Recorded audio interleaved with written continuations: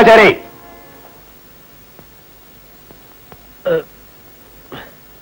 నువ్వేం చేస్తున్నావు ఇక్కడ? లోపలికి లోపలికి తీసుకెళ్ళా పిచ్చి వేధానే. ఆయన అన్నట్టు లోపలికి రారా పిచ్చి వేధా. మా కరుణం చుట్టాన్ని పెళ్లివారు వచ్చారా? ఓసారి వచ్చేది.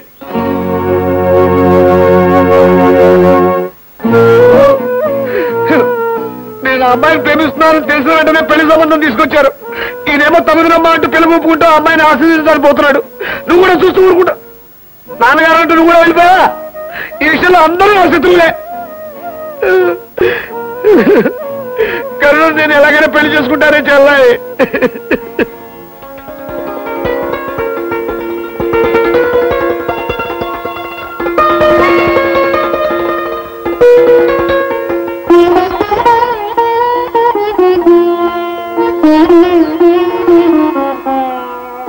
ఏమంటావురా? నా కూతురు పెళ్లి ఖాయమైంది. మరి నీ కొడుకు పెళ్లి ఎప్పుడురా? నీ కూతురు పెళ్లి ఎప్పుడైతే దానికి ఒక్క రోజు ముందు.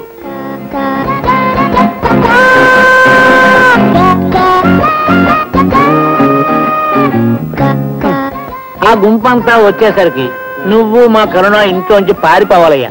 ఎందుకు? దారిలో ఏ పట్టుకున్నా చొక్కా చింపేయడానిక? అది చూసి మా నాన్న డొక్క చింపేయడానిక? చూడు మదవాచారి, అందుకే మీ నాన్న నిన్ను చవట, దద్దమ్మ, పెండలం, దొంప అని ఎందుకంటాడో ఇప్పుడు నాకు అర్థమైందయ్యా. సాధారణంగా లేచిపోయిన వాళ్ళను పెద్దలు ఏం చేస్తారో నీకు తెలుసా? ఏమో నాకేం తెలుసండి. ఎప్పుడైనా మీ మనవరాలు నేను లేచిపోతా కదా, ఇదే ఫస్ట్ టైము. నేను చెబుతా వినరా అన్నయ్య, ఊరంతా ఎలాగో అల్లరైపోయిందని సిగ్గుపడిపోయి లేచిపోయిన వాళ్ళు తీసుకొచ్చి పెళ్లి జరిపించేస్తారు. అలా అయితే మీ అన్నయ్య వాళ్ళు మాత్రం ఏంటి, మనం కూడా కలిసి పారిపోతే 2 పెళ్లిళ్ళు ఒకసారి అయిపోతాయి కదా, వన్ ఎట్ టైం లాగా. అదే ఫూలిష్నెస్. వీళ్ళంతా కలిసి గూడు పుట్టాని చేశారని వాళ్ళకు తెలిస్తే జరిగేవి మీ పెళ్లిళ్ళు కావు, మీ బాబుల ఆత్మహత్యలు. తాత, నీ ప్లాన్ నాకు ఇప్పుడు పర్ఫెక్ట్ గా అర్థమైంది. ముందు వాళ్ళు పారిపోతే మాకు లైన్ క్లియర్ అయిపోతుందన్నమాట. ముందు నా వీపులు చొక్కా చింపేసుకుంటే ఆ తర్వాత సేఫ్ గా మీరు మేనేజ్ చేసుకుంటారనమాట. మీ ప్లాన్ ఏంటో నాకు అర్థమైంది.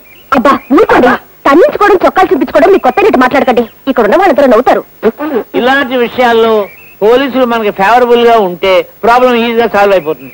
ఒరే మన్మడా, మన ఇద్దరం ఇలా చెల్లిగారు లెసన్ కలుగున్నాం. వచ్చే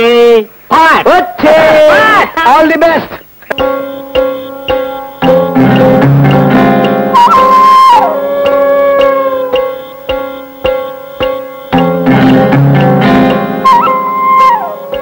ఒరే అన్నయ్య, ఒరే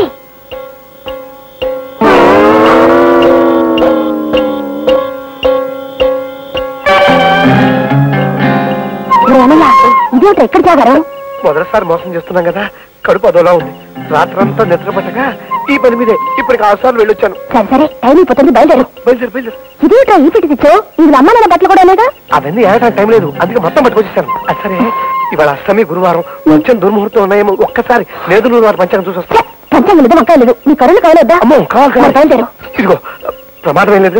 నువ్వు బయలుదేరు.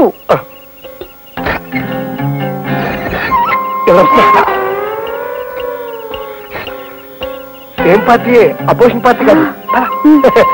వస్తున్నా. తీసుకో. చెంపు మళ్ళీ ఎక్కడ అవసరం వస్తే ప్రమాదం ఏం లేదు కదా. మీ నాన్న దగ్గర కత్తులు, గిత్తులు, తుపాకులు, గిపాకులు అంటే ఏమైనా ఉన్నాయా? నాటు బాంబులు ఉన్నాయి. లేకపోతే ఇట్లా కొత్తిమీర కట్ట అదా అవునా పెట్టేంటి? ఈ పెట్టి అన్నిటికి పనికొస్తుందని ఎక్కడే పైకి. అమ్మో, ఎంత బరువు ఉందేమిటి? నాన్న మంచిదా, అమ్మ చీరలే. కుటుంబ నియంత్రణ పాటించండి. ఈ ప్రసారం ఇంతటితో సమాప్తం. తదుపరి కార్యక్రమం అటు. పోలేండా, మీరు ఎప్పుడు వచ్చారు? మన ప్లాన్ ప్రకారం వాళ్ళిద్దరిని పట్టుకొచ్చేశాను. వాళ్ళిద్దరూ పారిపోతూ రైల్వే స్టేషన్ లో మీకు దొరికినట్టుగా లెక్క.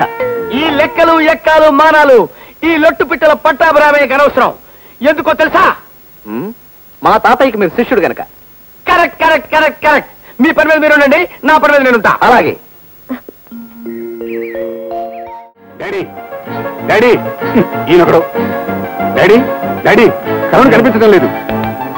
కనిపించడం లేదు. అదేంటి, ఏమైంది? ఏమో. ఒరే మన్మడా,